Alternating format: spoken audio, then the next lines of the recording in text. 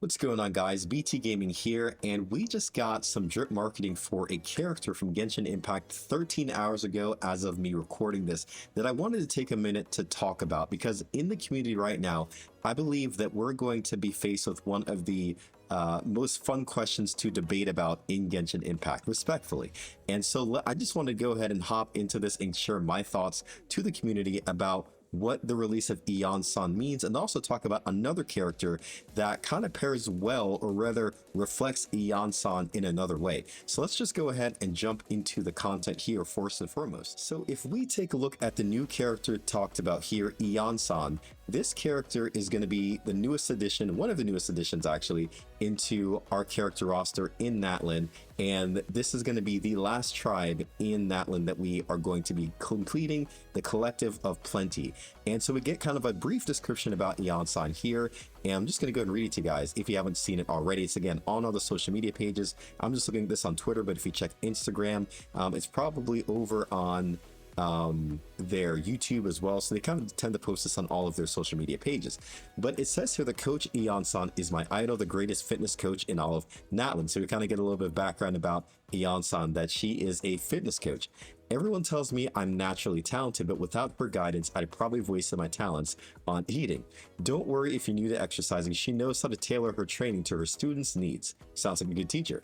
Oh, would you look at me yabbering away? How about I give you a flyer? Coach just so happens to be recruiting trainees, Varesa. And so Varesa also, not going to talk too much about her this time around, but she is also going to be coming out with Iansan. She has been teased as well. If we look at Genshin Impact, you can kind of find some info about Varesa. But this is about Iansan.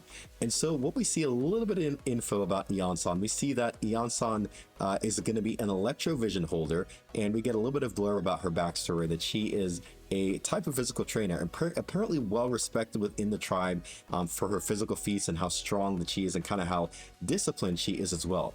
We also get a little bit about the constellation. I actually don't know too much about how to analyze these. I know some of the creators are very good at analyzing how the constellations work and what that all means, but we get a little bit of the constellation.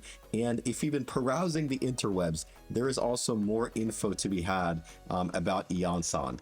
And so I just want to talk about that info that we have as well. We do have info from what the interwebs say, that she is going to be a pole arm user potentially.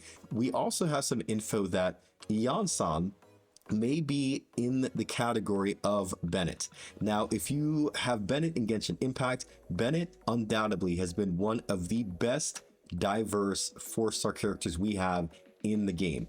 Bennett is able to heal. Bennett is also able to buff your attack very well, might I add. And honestly, for me personally, I use Bennett as my pyro DPS or sub DPS early on in Genshin Impact, because he was literally one of the first characters I got.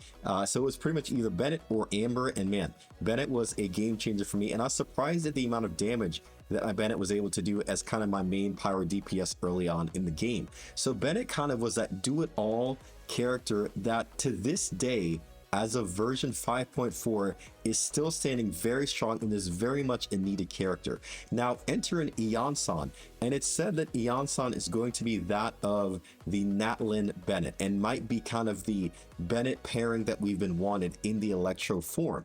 And the reason being for that is, if you play Bennett, one of the things you know is that circle impact can sometimes be a real struggle, where you have a character that might be very mobile, and the character unfortunately is constrained to the ring. One of the struggles I have is when I play Kinich, for instance. My Kinich, he circles around, he's kind of Spider-Man strafing around his enemy, and so sometimes you do swing outside of Bennett's ring, and if you're outside of it for too long, you will lose the attack buff. So there's that. Also, the healing again is constrained to a circle, so if you need to heal, you've got to get into Bennett's circle. So that's something as a consideration. But with Iansan is said to be giving an attack buff that will not be tied to circle impact. So take that with what you will, but Iansan's buff will be able to buff attack and be able to help you if you have more of a mobile character. So for me, one of the pairings I do want to try is a Cloran team, because I recently got Cloran, and man, I'm excited to see with Cloran kind of moving around a bit, if Iansan would kind of be a good Electro to pair with her. Now, I do know that one of the drawbacks I've heard to Iansan is that Iansan does not provide off-field Electro support. So that's something to really think about, where at least Cloran, she can deal Electro damage, so I'm not too concerned with that too much here, and more so would like the buffing for her to be able to move around. Now, Iansan also can do another thing that Bennett can do, which is heal. Now, albeit I believe that Bennett is going to be the better of the healer, because I believe Iansan's healing takes like about almost it's like 2.8 seconds or every 3 seconds. So it's going to be not as great as Bennett, because it takes also, or I think going to be around like 2,800 to 3,000. So that's definitely something to take into consideration as well when you're looking at Iansan versus Bennett. And again, once Iansan is fully in the game, we'll actually get to know exactly how to compare the two. I'd love to do like an in-depth comparison video breaking the two down.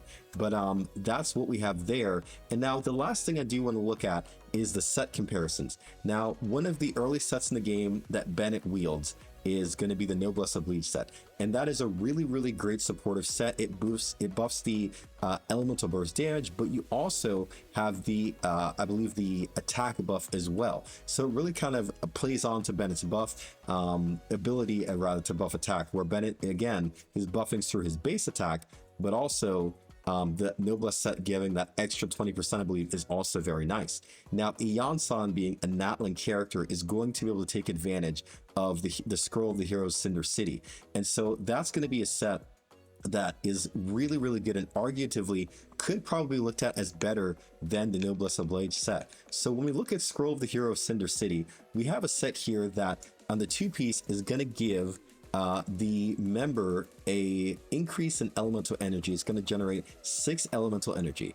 On top of that, the equipping character triggers a reaction of their elemental type. So if you can get Iansan to do an elemental reaction, then the nearby party members are going to enjoy a 12% elemental damage bonus for, it looks like, 15 seconds. And so when you read this here, it kind of stacks on 28%. All nearby party members gain an additional damage bonus. So that's something to really look at and think about as well in regards to comparing these two characters. So the set's going to make a difference. The kind of overall kit of what they do is going to make a huge difference as well. And also weapons are something that we can look at as well. Bennett is going to want to have a high base attack, because that's what his buff is based on. So things like a Kia Favonia, Mid Splitter, those two weapons are really great weapons to have on your Bennett.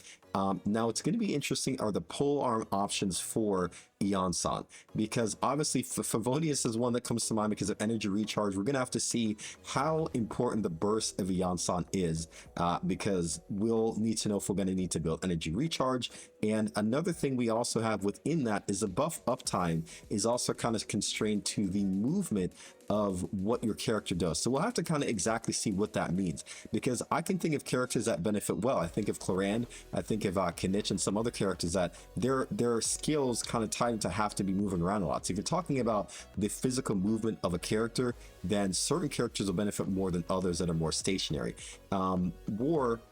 You know, Bennett, again, you get away from that circle impact. So if you have characters that move around, Iansan is great, but if you have a character that probably likes to stay where they are, then, you know, you might want to stick to your circle impact. But I think that we have some really great potential for some great upgrades as far as what Iansan will be able to do. Again, I think one of the things that we probably will not enjoy as much is the healing. The healing probably will not be as dynamic as Bennett's healing, but the fact that we'll have a pretty sizable attack buff in Iansan that doesn't tie us down to circle impact as long as we're moving around will be a very great addition to the game. And I'm just excited to see what type of team comps we can have, because man, I think there are some Electro teams that have been missing an Electro buffer to this degree. We have Kujo Sara, right, where she's able to really buff attack a pretty decent amount, but I think that Iansan is going to be I think an upgrade to Kujosara, and I think that's kind of where I'm going to view them. I think that Bennett will still be very much top tier because he's got the whole package. He can buff attack, he can heal, he can even deal some damage, honestly. Like, you can use